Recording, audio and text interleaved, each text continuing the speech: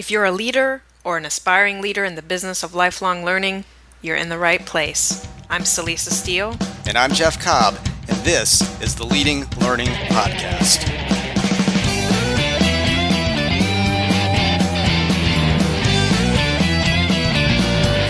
Hello. We are back with another episode of the Leading Learning Podcast, fighting the good fight for leaders and emerging leaders in the business of lifelong learning. And speaking of that word leadership, today we are continuing on our series of interviews with people who are going to be serving as faculty at the Leading Learning Symposium. And I know that the person that we talked to this week is particularly focused on leadership as a topic. That's right. I spoke with Lisa Bing. She really is all about leadership and leadership development. She's also an adjunct professor at New York University, so I think she's this really nice mixture of exactly what the symposium is about. You know, about the learning on one side and the leading on the other side, and she really does see leading and learning as indispensable to each other, and that's part of what we talked about. Well, we obviously see that as indispensable too. That's the name of this podcast, the name of the symposium. And so it's great to have somebody like Lisa joining us on the faculty, and fantastic to be getting her insights in this episode of the podcast. So once again, let's stop talking and just get on with the interview. This is the Leading Learning Podcast, and I'm Celisa Steele, and I'm joined today by Lisa Bing. She's a faculty member of the Leading Learning Symposium. She's the founder of Bing Consulting Group. She's an organizational development practitioner, an executive coach, a really skilled leadership team builder. She's also an adjunct professor at New York University. So thank you for taking time to talk with me today, Lisa. Oh, it's my pleasure. So I told folks a little bit about you, but tell us a little bit more about you and your background and your work. Sure. Well, companies like the Federal Reserve, Pfizer, the American Cancer Society hire me to help them accelerate their strategy. And what I do is work with their senior leaders essentially as a thinking partner or as a trusted advisor in a number of different areas, whether it's how to help them extend their influence, whether it's a matter of helping them create the culture that they desire, or focusing on the people and process adjustments that need to be made in order to move their strategy forward.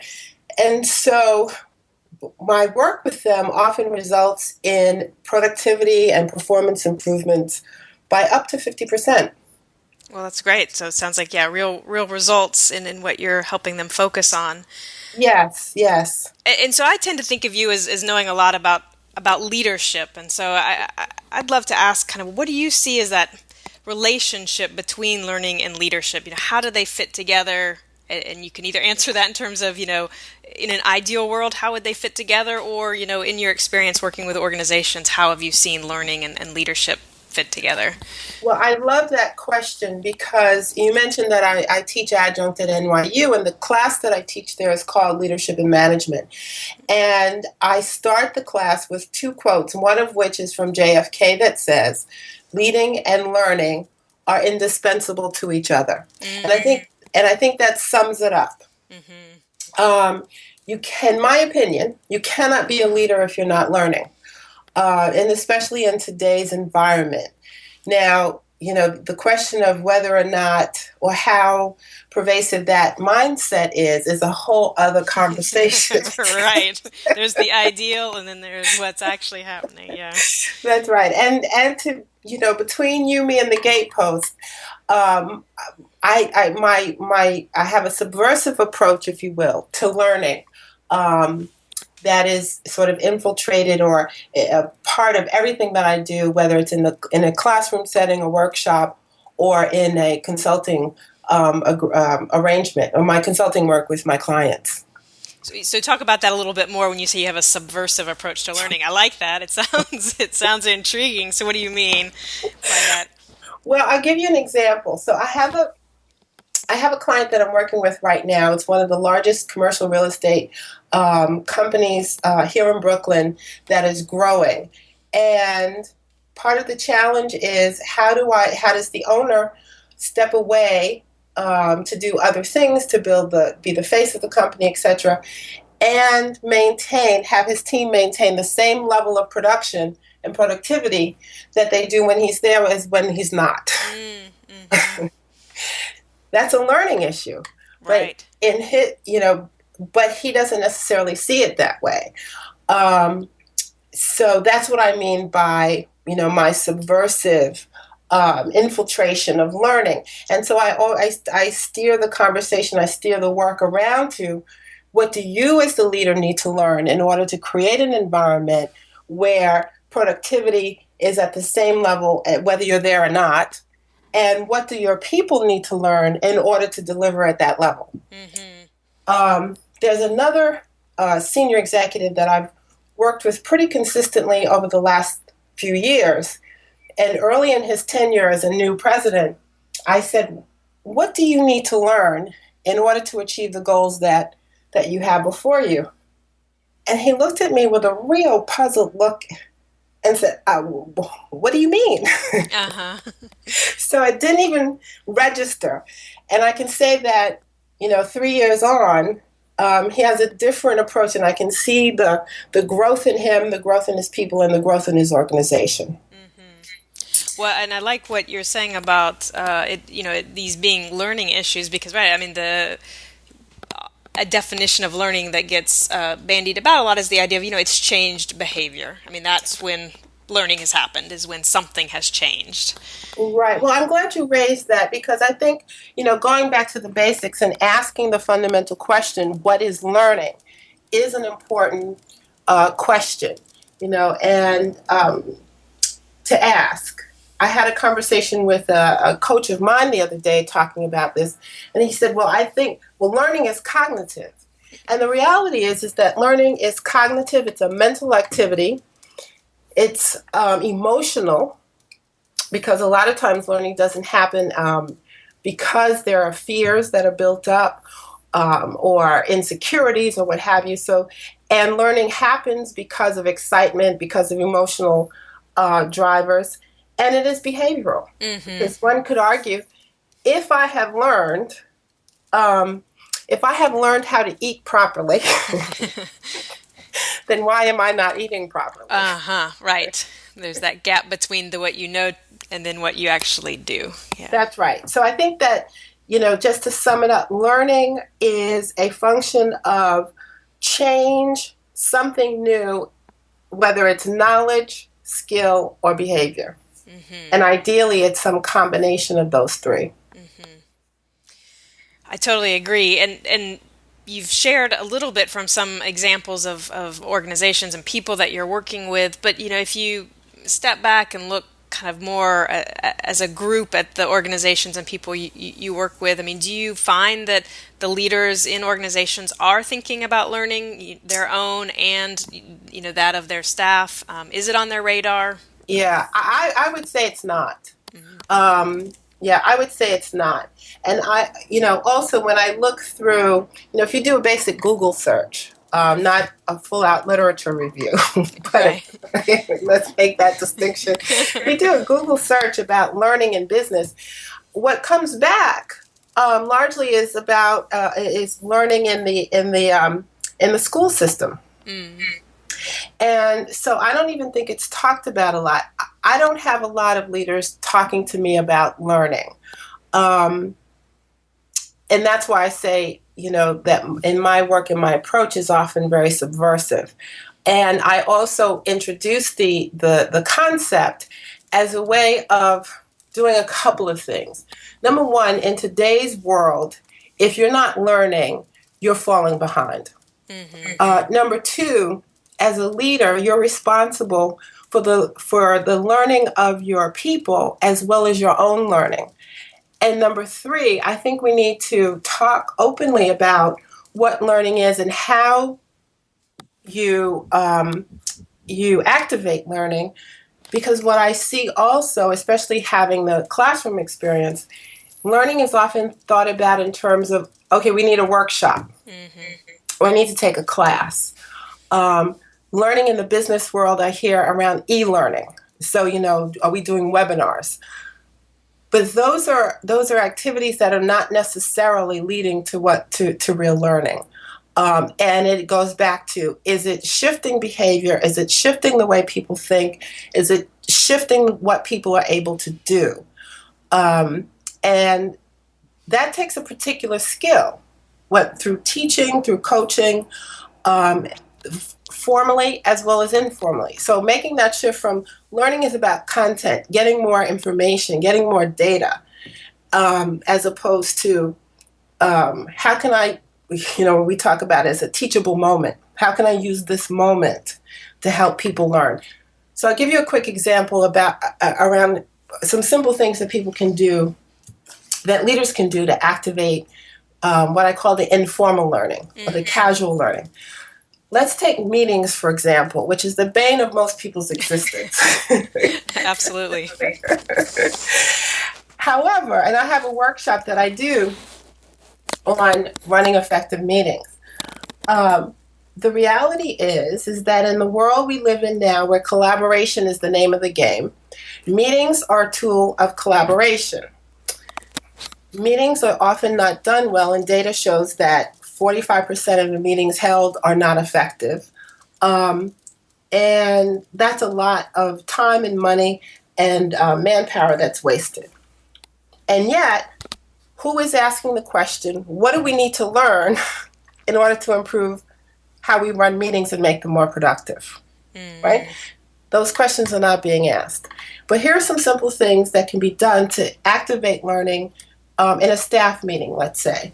One is to give the group, whether beforehand and actually during the meeting is even more effective, give them a short article, a few paragraphs to read that's outside of the normal scope of your conversation. And initiate some discussion around, what about this do you agree with? What do you disagree with? How does this relate to what we're trying to do? What could we apply to what we're trying to do? In what ways might it work or not? That stimulates learning, because now I'm forced to think outside my normal, comfortable mindset. I use quotes a lot as a way of stimulating learning. Just putting up, a couple of quotes. I mentioned the JFK quote a minute ago. That generates a lot of discussion, and it helps people to start think about, what do I think about this? It also provides the leader an opportunity to see how his or her people are.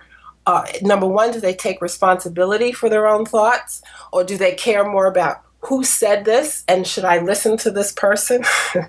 So there's an opportunity for the leader to learn about the group. It's an opportunity for the group to learn about a new subject matter, as well as to learn more about their leader and the way he or she thinks, their expectations, the expectations and abilities of their peers, and so forth. So in a very simple 10-minute discussion, 15-minute discussion, a lot of learning can happen at no cost. Right. No, and I think that's great because, a lot of the organizations we work with, a lot of trade and professional associations, I mean, they're in the education, department in that side of the business. And so I think a lot of it ends up being about education as product, rather than that focus on the education as process and that sort of inward look as well as that outward look. Yes, this is an important revenue stream. Yes, there are products tied to what you're offering. You want to make sure that you're fostering and activating learning there, but they're also, you want to be a healthy organization, and so you as the leader behind the learning function at your organization, behind the education department, you want to make sure that you're engaging yourself as well. Exactly. And I'm glad you brought up, education as product, because absolutely that's important. But I think increasing the understanding of how people learn, and here's one of the I think fatal flaws in a lot of our leadership today, is that we don't understand how people learn. So, it's like if you have a 2-year-old and they're, running around, they're touching things, that's what 2-year-olds do. Now, if you don't understand that that's the behavior of a 2-year-old, and then you're going to have a problem. Now, I'm not suggesting that our people in organizations are 2-year-olds, but what I am suggesting, I'll leave that alone. What I am suggesting, though, is that there are natural behavioral patterns of human beings that, when understood, make working with people and activating their motivation to learn and deliver is much easier. Yeah, and that definitely resonates with what I see too. And I think that one of the big things that organizations that are in the learning business can do is to help the learners understand how to learn and to really set it up that way. I think we feel like we've gone through educational experiences. We've been through K through 12. We've gone to higher ed. Whatever we've done, we feel like we've been exposed, and I think sometimes that can create that false sense of, oh, we know how to teach, or That's we know right. how to help learning, and often what we've been shown isn't the best example. That's exactly true. That's exactly right. And that also, you highlight, Salisa, another important distinction between, our childhood education, our growing up, and how adults learn. Adults learn for different reasons, and in different ways. And some of us have had, frankly, traumatic experiences through education. Right, we've got to overcome that, right? We have to overcome that, and that's where the emotional component of learning is so important to understand, because unconsciously or inherently in learning is a suggestion that I'm not doing it right or I don't know. And for adults, that is a huge, huge potential barrier. There's a lot of defensiveness, with leaders and with some of their teams, frankly, when you start to introduce learning, because it suggests, well, why am you're saying something's wrong with me. There was, I sat on a board once and I made a comment in the board meeting, and some staff people were in the room, and I felt that the organization needed to have more emphasis on training. And I got such backlash from the staff, one of the staffers, who felt that I should have run this by her beforehand because it suggested that they weren't doing their jobs. That just really surprised me, that kind of reaction. Right. No, that threat of, you don't know, if you don't know something, then something's wrong with you. Yeah, that's right. That's right. And when I talked earlier about being subversive, that's one of the big issues that I attempt to address in however small ways that I can, to help leaders to see that they need to model learning, and to let their people see that I too, as the leader, have some things to learn and I'm working on in these areas. So that it normalizes and it takes some of the sting out of the learning process. I talk about my own learning. One of the things things that I do is put myself in new situations from time to time, so that I have the beginner's mind, and it keeps me in touch with how people I may be working with may feel if I'm introducing something new to them. So... Well, and to pick up on that, because that is one thing I wanted to ask about. I wanted to ask about your own approach to your personal lifelong learning. So it sounds like at least one aspect of that is putting yourself in new situations. I mean, how else do you kind of keep learning and growing your knowledge and your skills? Yeah. Well, one of the built-in one of the great things about the work that I do is that it requires me to learn all the time. One of the things I love about the work that I do is, if I'm in a real estate company, I mean, now I know a little bit about real estate that I didn't know before. When I work with a hospital chief medical officer, I'm learning about a new area. So built into my work is a constant need to learn and to take in new information. The other way that I learn is by being in community with folks like you and Jeff and Seth and Seth Kahn, who's on the faculty in the upcoming conference, and Wes Trokel, who's also on the faculty of the conference, and being around people who are doing great things in the world, interacting with people that have different perspectives from mine. Yeah, so it says like the social learning and the social aspect of learning is very key to how you approach it then. Yes, it is a social. So, if I look at today's Wednesday, if I look at the last few days that I've spent, I've attended a board meeting with, business owners. I've attended a community meeting with elected officials and nonprofits that are focused on improving the lives of young Black men in Bedford-Stuyvesant. I've been in a religious setting. And so that's what I mean. So as I move in and out of different environments, I'm constantly being challenged about, well, how do I think about this? How do I feel about this idea? Oh, I didn't realize this perspective when you hear different people talk about their experiences. So that's one of the other ways, if that makes sense. No, it absolutely does. Yeah. I know. Yeah. And then reading. Reading is fundamental. Mm-hmm. And I encourage my leaders to read outside of their field of interest or their field of expertise. So when I work with engineers, for example, I encourage them to, to explore the world of art. And for engineers, Steve Jobs is a perfect example, of that. Mm-hmm.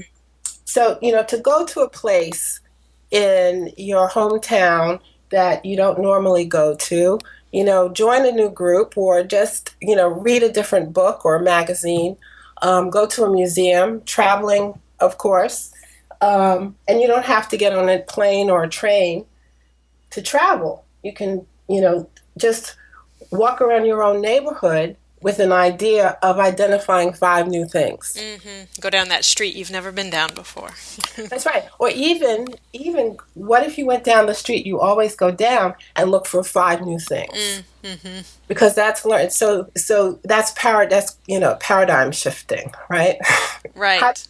And which is a huge issue, I think, also for the learning professionals in business organizations, because you're talking about adults tend to learn because something has changed in their world. I've got a new job, I've got a new boss, I've got a new project, I've gotten married, I've gotten divorced, whatever. But what about in the familiar, when things are not changing so dramatically? How do you inspire learning in the familiar? And I think that is a challenge today that is worth exploring. Mm-hmm. Yeah, a little bit of if you're too complacent, then it can be that I don't need to.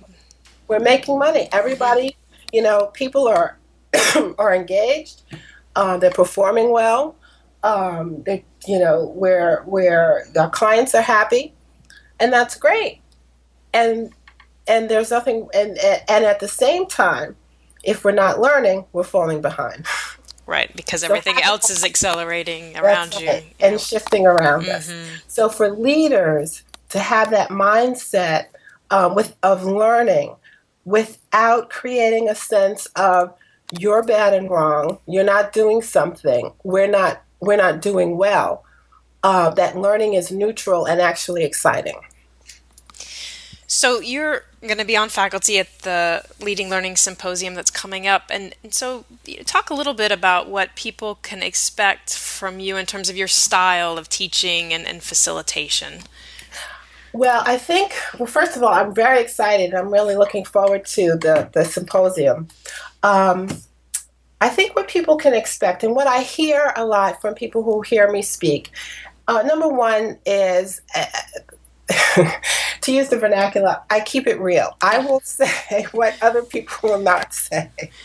Right. So just be prepared. All right. And I think a little bit differently. I see things a little bit differently. I think because I do move in and out of different worlds and environments. So I see connections that others may not see. Mm. Um, and my facilitation style is very interactive, and it's a bit provocative. I feel that my job is to help people think differently. Mm. And so I do things, whether it's, in asking a question, whether it's creating an activity. Sometimes I think in my leadership classes in particular, there are some activities that I have that initially people are thinking, what is she doing? But there's always a method to my madness, and like a good cook, I try not to leave any opportunity wasted. Aha. Use up all the ingredients, all Use up right. all the ingredients, the stems and everything. Well, excellent. And so just to wrap up here, if people want to learn a little bit more about you, what's the best way for people to find out more about you out on the web? Sure. Well, you can always go to my website, which is bingconsulting.biz, B-I-Z like zebra. And you can get my phone number is 718-398-8516. And my email is lbing@bingconsulting.biz. Well, great. Thank you so much, Lisa, for your time. Really looking forward to having you part of the symposium and finding out more about your subversive learning there. So, So, Lisa, it's been a real pleasure, and I'm looking forward to next month. So that's it for our interview with Lisa Bing. Hope you got a lot of value out of that. To get the show notes for this episode, just go to leadinglearning.com/episode 8. And as always, while you are there, you will see various options for subscribing to the podcast. And if that's something that you have not done yet and you're getting value out of the podcast, we'd be truly grateful if you would subscribe. and we'd also be grateful if you'd take just a minute to give us a rating on iTunes. To do that, you can go to leadinglearning.com/iTunes. We really appreciate it because it makes it a lot easier for other people interested in leading and learning and those topics to find the podcast. And last but not least, if you are enjoying the podcast, again, please share it with others. Share the leading and the learning and the love here. You can do that by sending out a tweet, and we'll help you out with that process. All you have to do is go to leadinglearning.com/share, and that will automatically pop up a tweet that already has some language in it. Or if you are not into tweeting, you can take that same language and put it into Facebook or LinkedIn or whatever other channel you prefer for sharing with others. But please share the good word about the Leading Learning Podcast. Thanks again for listening, and we'll see you next time on the Leading Learning Podcast.